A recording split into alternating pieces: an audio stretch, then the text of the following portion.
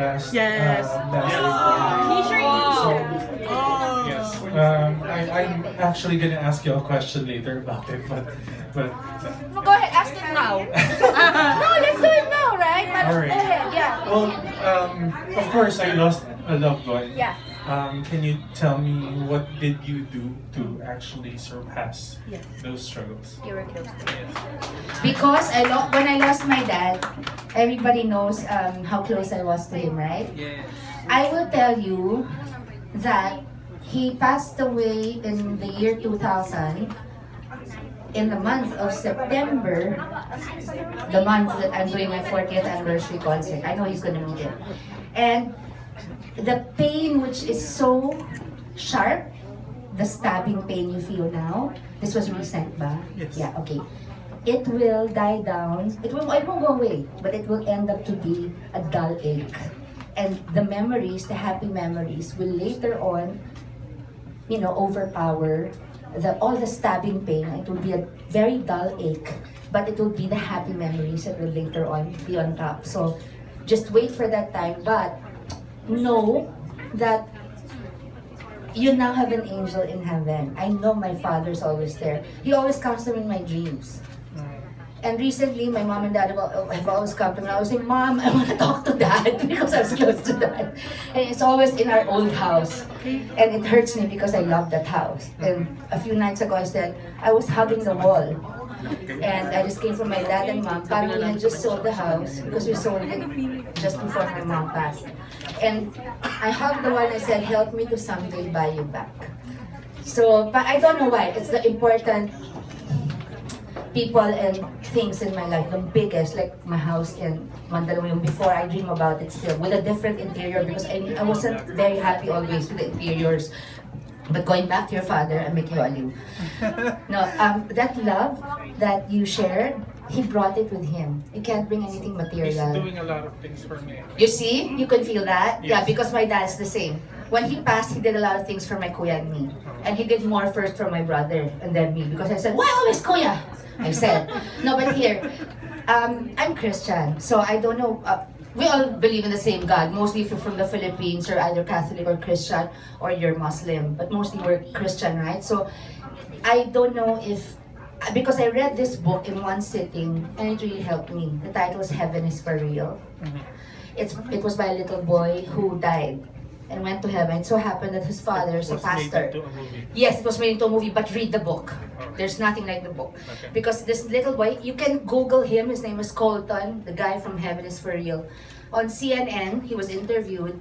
And look, because it will give you a stronger faith, okay? I truly believe Jesus is so real. So, this little boy, at 2 years old, passed away for a couple of hours, I think a few minutes. His father happened to be a pastor already. When Colton was about, siguro a few years later, he was a little older, they were passing by the hospital. He said, oh, remember that Colton, we spent about 2 to 3 weeks there because you got sick. And then he said, oh, that's when Jesus and the angels came to me. And so, nagtinginan yung mag-asawa, ano to? You have to read this book. Okay. God, I should have given it away tonight. No, it's called Heaven is for Real. There's a movie, but there's nothing like the book. The book was, for me, if you're a skeptic, give it a chance. I'm not a skeptic when it comes to that because the pastor father, everything that Colton said to him, he checked in the Bible. So he knew what the child was saying. So when you were in front of Jesus and God, that he couldn't see the God, he was such a bright light. But if this was God, where was Jesus? So you're right there. So at the right hand of the Father. Everything, all these things he checked. And then the boy, every time, because I can't explain to you the face of Jesus because the eyes, masyado daw mabait, napaka, yung mukha daw niya iba. Is it anything we've seen before? Sabi ng father. I'm paraphrasing No, none of those paintings, pictures, nothing. And so, when he was a little older, you have to watch his interviews on CNN. This little boy, one day, the father saw, okay, there's this girl called Akiana. Her name is spelled Akiane. I also have her books. Akiana was a gifted painter from the time she was like 4 years old. Her paintings now go for hundreds of thousands because she's so realistic when she paints. Okay, she was interviewed on CNN, and she said, in my dreams, Jesus brought me to heaven. I saw Jesus' face, I saw heaven. There are millions of other colors we haven't seen yet. It's beautiful, and everyone's like this, and ganyan, everyone's looking young, and ganyan. Colton, by the way, said, I saw Pop-Up, his lolo. And then his father showed him a picture of his lolo, na matanda na. He said, no, that's not Papa. No, that's Papa. No, then his dad asked his mom, bali the lola of Colton, for an old picture of his lolo. So, sent him a picture when the lolo was in his 20s. And he said, oh, that's Papa. And his mother lost pala, I'll go back to Akiana, but his mother lost a baby. That's why I named the 2 babies I miscarried. Because there was a little girl daw, when Colton was in heaven with Jesus, there was a little girl that kept pulling at his parang nakulitan siya. Tapos he made kwento to his mom and dad, nagulat yung parents. I'm telling you this because it's so real. Your father's there. He's just here like my dad. I believe that. So, sabi niya, why do you keep, parang bothering me? Sabi niya, I'm your sister. Sabi niya. So when he told his mom, my sister, I saw my sister. Kasi he gave the kwentos in installments. Ayaw nila i-pressure, baka mag-invento. So over the years na kinikwento. Sabi niya, what do you mean sister? The mom never told him that she lost the baby. They never told anyone. So when he said, oh, she said she's my sister, but she wasn't born. What? Sabi ng nanay. Sabi niya, what was her name? Sabi ni Colton, oh, she said she didn't have one because she didn't name her. So I named my babies. And then, when si Pop-Pop, tama, nakita niya that's Pop-Pop. And then in Akiana now, I'm going back to that interview. The father saw this interview of Akiana, who was also interviewed by CNN. And from Eastern Europe, they migrated to the States, so she was a painter. And she had a painting of a beautiful face of Jesus.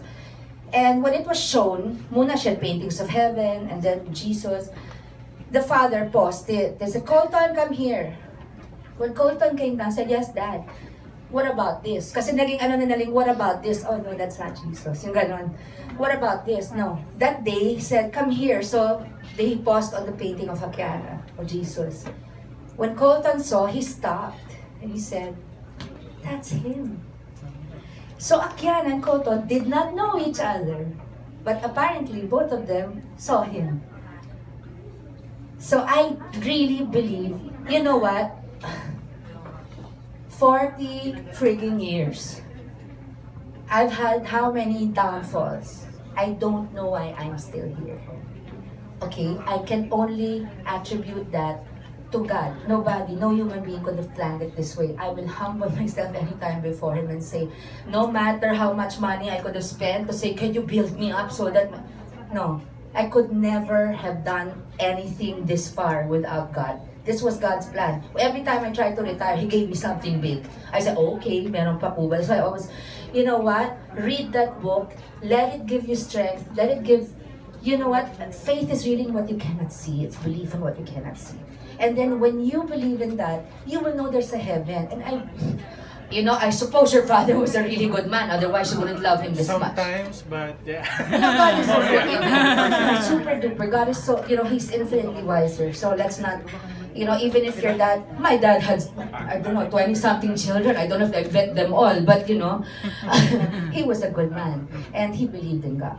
So, we never know until the last minute. Kasi you can't pray for your father's, parang being saved, your father, he has to pray for it himself. So when my dad was like, oh, God, Lord, Dad, God, Jesus, say sorry. That's all it takes. And so, read this book. Because Akiana now, you know what? Google the picture of Jesus. It's called Prince of Peace by Akiana. That is Jesus' face. They even did special in History Channel, I think, the real face of Jesus with a question mark.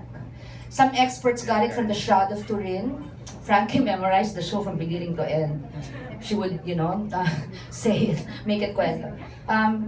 They got it, everything, 3D, ganito, 3D, everything. And in the end, they showed, oh my God, it looks so much like Akiana's painting.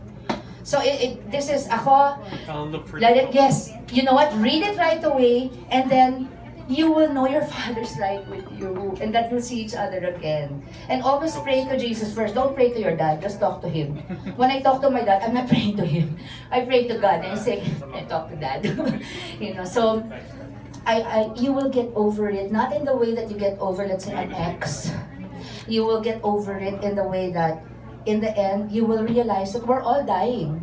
Whether we're sick or not. We're all dying. We don't know if tomorrow, sabi ko nga tingnan mo, kain lang ako ng kain. Kasi si Princess Diana, nag-dinner, last dinner niya sa Ritz, di ba? Sa Paris. Malamang di pa kumain niya dahil nag-jejeta.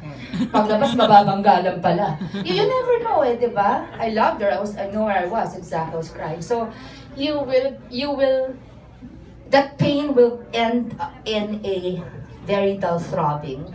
It'll be a very dull pain because it will be overcome and overpowered by love and the best memories you had. And He will always be there. You're telling me He makes you feel that He's there. Yes. That is so true. Believe in that.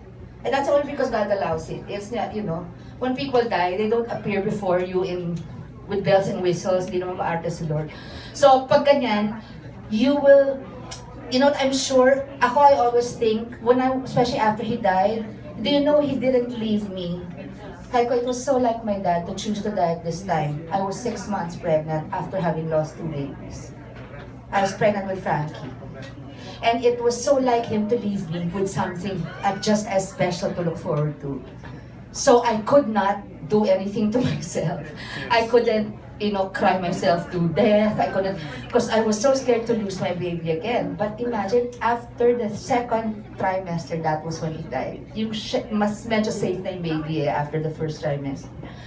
And so I couldn't do anything. So I had a good Christmas, but I missed him. So I was crying, but happy. And I'm sure your dad would want to see you happy and advancing in your whatever makes you happy. Yeah.